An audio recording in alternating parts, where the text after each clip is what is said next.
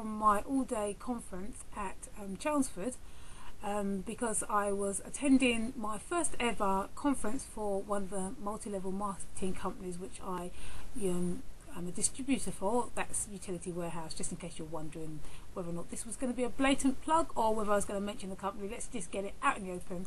I'm a distributor for Utility Warehouse. I picked Utility Warehouse because they sell utilities cheaper and better than anybody else, and have a great scheme for making money or saving money, and I thought that this would be a great part-time business to add to the one I'm already doing, my main business, my coaching and mentoring for tycoon women, because I want to create a residual income. Now, I don't know if you know about multi-level marketing or if you've just thought it's something that has got a bad association with the idea of pyramid selling, but actually multi-level marketing has, through this system, created more millionaires than any other business investment strategy to date. And it's a very good way of creating a long-term residual income by doing the work now, once, and getting paid for it over and over again. Now, I don't know about you, but to me that sounded like a great idea. Most of them have a very low startup cost, even though it's a proper business. I know a lot of people think that they are hobbies, but they are actually proper businesses. And if you work at them like proper businesses, then you get the results. So you have a low startup cost, so you can think of it of paying under £200 for your own franchise. You've got the support of a great company, because this goes for all of them. It's not just a Utility Warehouse, they're all models on the same structure. You get great training, and you get to earn lots of money if you put the work in. So the conference was really inspiring. It was a chance to see other people's success, and I absolutely believe that if you listen to the other people's stories, is a great way to boost your own confidence and your own belief in yourself, because you can see other people have done it. And even though you can be telling yourself, oh, they're special, they can do that, I can't, the more people that you see who are just ordinary people that have done it, the more that belief is dispelled by the evidence. And so yeah, I think that's why they put them on, and it was fun. I was a bit dubious before I went up, because when I was at work I hated the annual departmental away day. You know, in fact we did everything possible to get out of them, and we only attended when there was a free line whip that said all the managers had to show up, because it was a pretty poor show if we didn't come and expected the staff to. So I kind of figured it was going to be similar, and so I wasn't really that keen to go. But there were some great speakers, some really great talks, and great strategies. So I just wanted to share 3 things which I thought was of particular benefit in my blog today. So if you are thinking of doing a multi-level marketing, or if you're not and you're wondering why they're getting so much publicity these days, here's a heads up on what you might need to do in order to do it. So first of all, you have to pick a company. You have to believe and understand that this is a business, and that it's not just something that you can play at. If you're going to play at it, you'll have fun, but you won't get the results. So you're going to have to work in your business. If you can take that first step to recognise that this is a serious business, then you're well over 50% of the way there. The second thing you have to do is get out of your own way.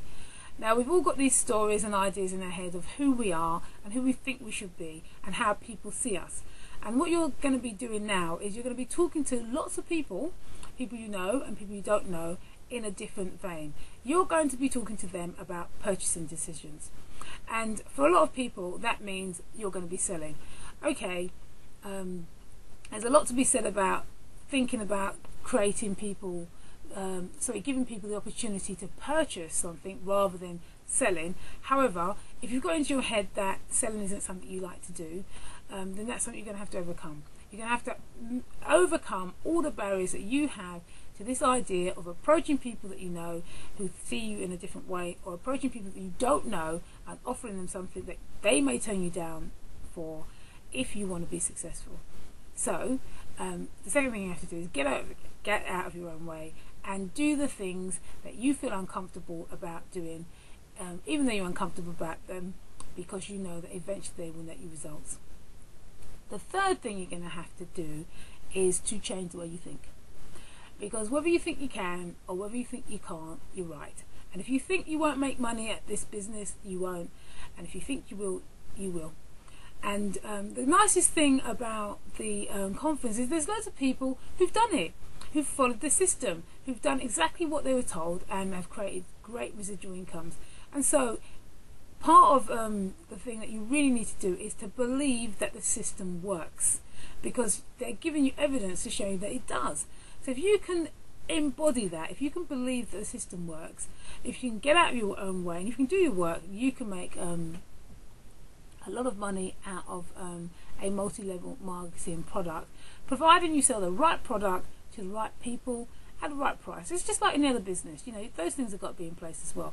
If you're going to sell high-end cosmetics on a council estate, not to say that there's anything wrong with living on a council estate, but most people who live on council estates typically don't have a lot of disposable income to spend on high-end cosmetics on a regular ongoing basis.